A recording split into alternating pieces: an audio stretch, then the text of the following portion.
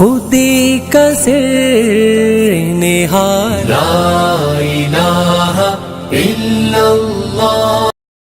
انہوں نے سوال کیا ہے کہ امام جلال الدین سیوطی اپنی کتاب تاریخ الخلفاء میں ایک حدیث لائے ہیں کہ حضور نبی کریم صلی اللہ علیہ وسلم نے فرمایا کہ میری امت میں 12 امام ہوں گے اور وہ کلہم سید اور قریش ہوں گے، مگر شومی قسمت کہ کئی لوگ ائمہ اہل بیت کے نام کے ساتھ امام تو نہیں لگاتے جبکہ دوسرے لوگوں کے ساتھ امام کا لفظ استعمال کرتے ہیں،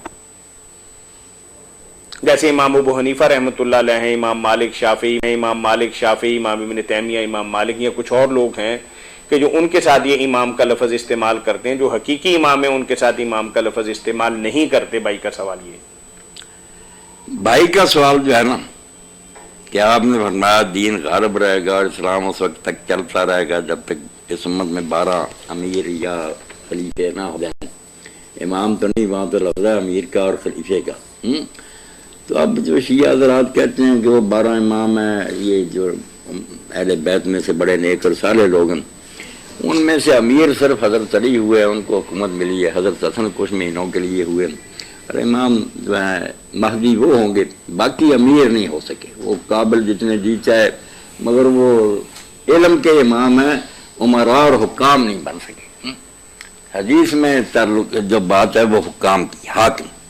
اب اس کے 2 معنی ہے، تو اس بارے میں بہت علماء میں پریشانی کہ وہ 12 کیا ہیں، کس طرح ہوں گے۔ دفتر لکھ لگ کر لوگ تھک گئے، کیونکہ اگر سارے گنتے ہیں تو اب تک سینکڑوں سے زیادہ ہو چکے ہیں، اگر نیک گنتے ہیں تو حضرت حسن کے بعد نیک مل، تو پھر کیا ہے اس کا پریشان۔ یہی وہ میرے بھائی کی بات شیعہ کہتے ہیں ہمارے جو ہیں ان کو بھی یار تم میرے سنت نہیں مانتے ہو، صالح نیک صالح ہیں مگر امیر نہیں بن سکے، حکومت نہیں ان کو ملی۔ تو کچھ لوگوں نے تو پھر کہا کہ لگاتار جتنے ہیں نا وہی ہیں، اس میں بڑی یزید بھی آتا، یہ شیعہ حضرات پھر کہتے ہیں دیکھو تمہاری کتاب میں اس کو بھی شمار کیا۔ تو اس میں سمجھنے کی بات ہے کہ اگر لگاتار ہی مراد ہے نا تو اس میں ان حکمرانوں کی تعریف نہیں کہ وہ اچھے ہوں گے یا بد ہوں گے۔ وہ دوسری حدیثوں سے پتہ چلتا ہے کہ 30 سال کے بعد وہ ظالم حاکم ہیں، وہ صرف اسلام پہ غلبے کی بات ہے کہ 12 حکمران ہونے تک نا ان کا رعب رہے گا، باقی کفار ان سے مرعوب ہوں گے۔ اور واقعی عمومی نے جب خود ہی اپنے خلیفے کے خلاف بغاوت کر کے قتل کر دیا اس کو، ان کا پھر رعب جاتا رہا۔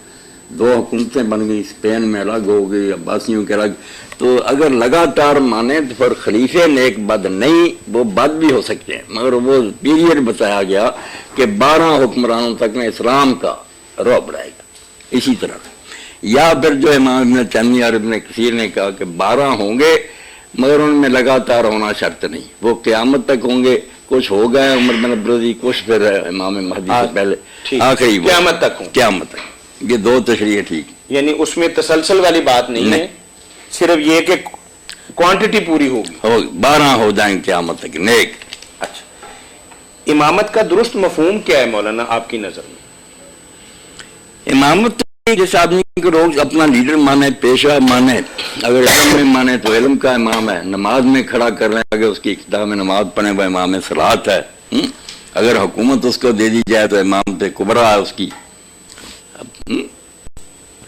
ٹھیک، مطلب اس کا یہ ہے کہ دنیاوی اعتبار سے کسی کو مطلب نیک صالح انسان کو اپنا بڑا بنا لیا جائے، یا دینی اعتبار سے کسی کو اپنا پیشوا سمجھ لیا جائے؟ برے کو بھی جیسے بنائے، قرآن کہتا نا کہ وہ فرعون کے ائمہ تھے، وہ دوزخ کی طرف بلاتے تھے۔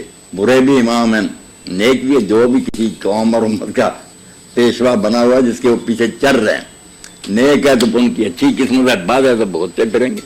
ٹھیک، جزاکم اللہ حسن الجزا۔ وجعلناہم ائمۃ یدعون الی بھائی سبحان ربك رب العزة عما يصفون وسلام على المرسلين والحمد لله رب العالمين وصلى الله على سيدنا محمد وعلى